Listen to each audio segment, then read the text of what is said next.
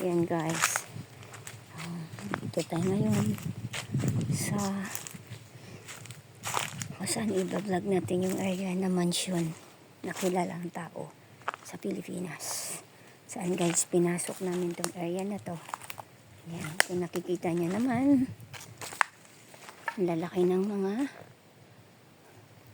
puno. Kung saan dito kami ngayon nagbablog. Ito guys, kasama ko naman ngayon kuya ni Mindoro yung mangyan. And ayun pa yung area guys. Yung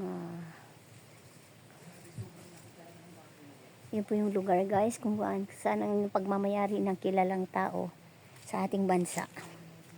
So kung titignan nyo guys, oh. Yan. Ayan. Titignan nyo. So, sobrang ganda yung ilalim. Nananatiling maganda pa rin yung ilalim guys. Kung titignan yung ilalim. Ang tibay ng ilalim. Ayan. Simindirin yung mangyan. Nasa loob. Nasa ano talaga siya. Nasa baba siya. Binabaan niya guys. Ayan. Binabaan niya talaga. Yun. Sobra, kailangan nating mag-ingat. Although, matitibay yung mga poste na yan. Kasi buhos talaga yan. Solid yan. Yung ginagamit nilang bakal is 36. Tapos, D12. So, matitibay po yan kahit patungan yan. Kaso lang, mas naunang nasira yung bubong. Of course, kasi matatamaan ng bagyo, lilipa rin talaga yan. Mas unang nasisira po yan, guys. Yan tayo. Kung nakita nyo naman yung lugar, sobrang nakakatakot, creepy kasi ang lalaki ng mga puno.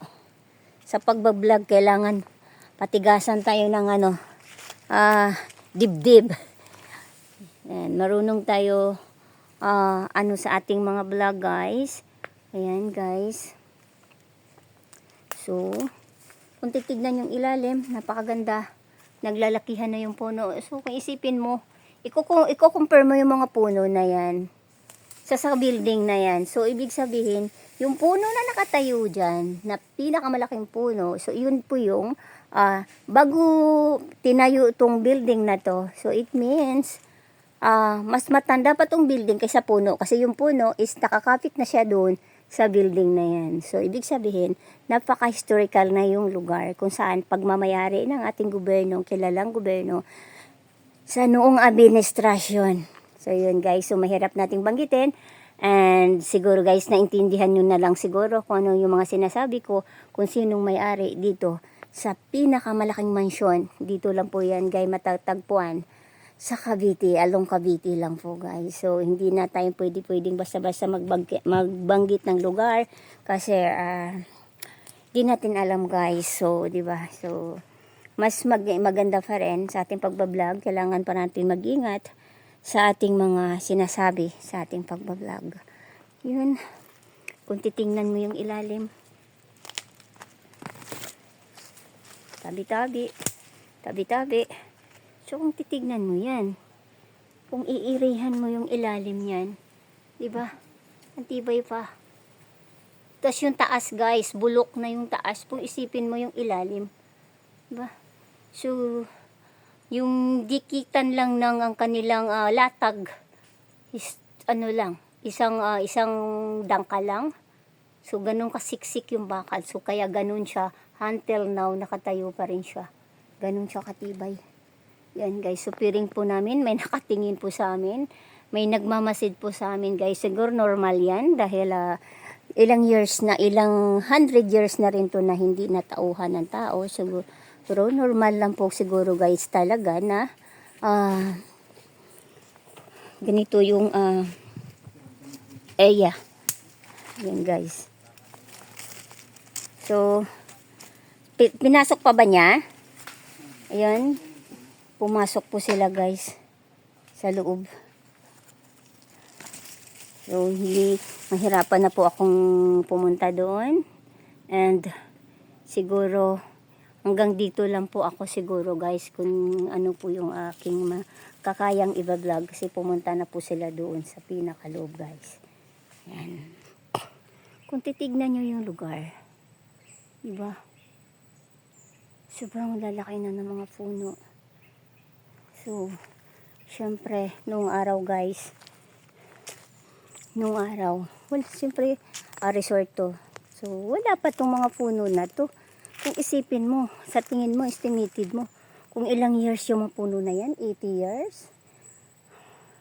80 years, 70 years, di ba? Kung ikukumpara mo, dito guys, diba, sobra. Yun na yung lugar. So, sila, meron rin yung mangyan, ay, nandoon sila sa baba. Hindi na rin ako sumama sa baba talaga. Hanggang dito lang po ako talaga. Kasi, masyado na siyang masukal. At, medyo delikado. Kung titignan nyo naman yung puno na yan, so, binuhat na niya yung biga na yan, oh. So, yun na yung mga puno. Binuhat na niya yung mga biga. So, it means, napakalaking mansyon na pagmamay-ari talaga ng kilalang administrasyon, guys. Yan. So, tabi-tabi. Tabi-tabi. Yan. Ayun, kita niyo yung pusti, oh. Lalaki ng pusti, di ba? Tabi-tabi po yung puno, oh. Mas malawak pa doon sa mansyon na to. Yan. Ang titingnan nyo, guys.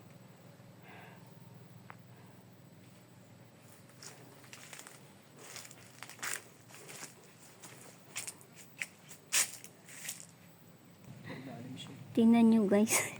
Ang lakas ng loob ni Mindorin yung mangyan. Ganun siya talaga. Sobrang bilib ako. Isipin mo, sobrang lalim niyan, oh. Sobrang lalim niyan, guys. Kung saan kanina, galing ako sa baba, oh.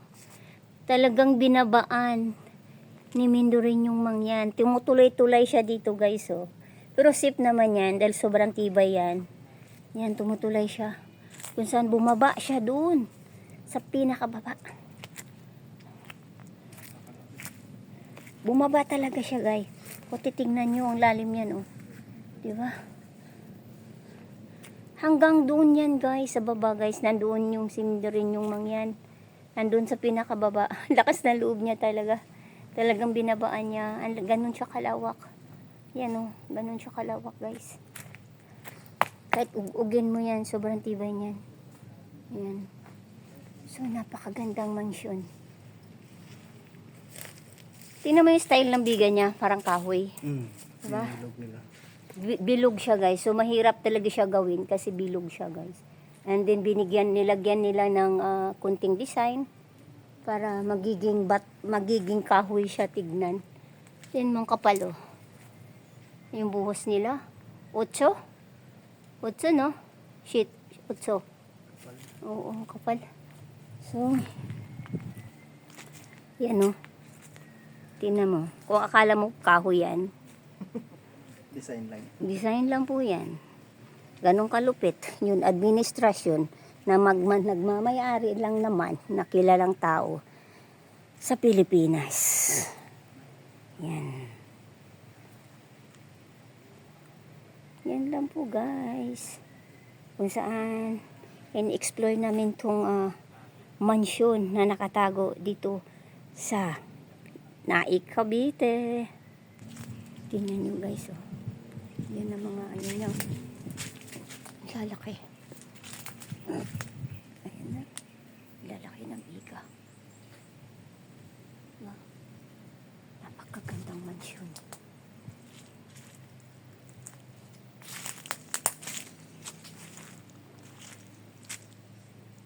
Ayun po yung harapan.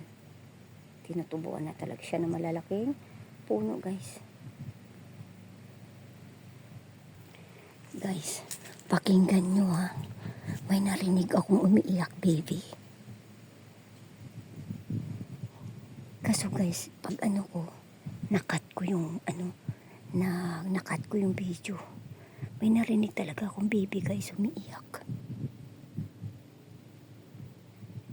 Tatlo lang naman kami dito guys. Walang tao dito. Kita nyo naman paligid. Puro kamutukan yan.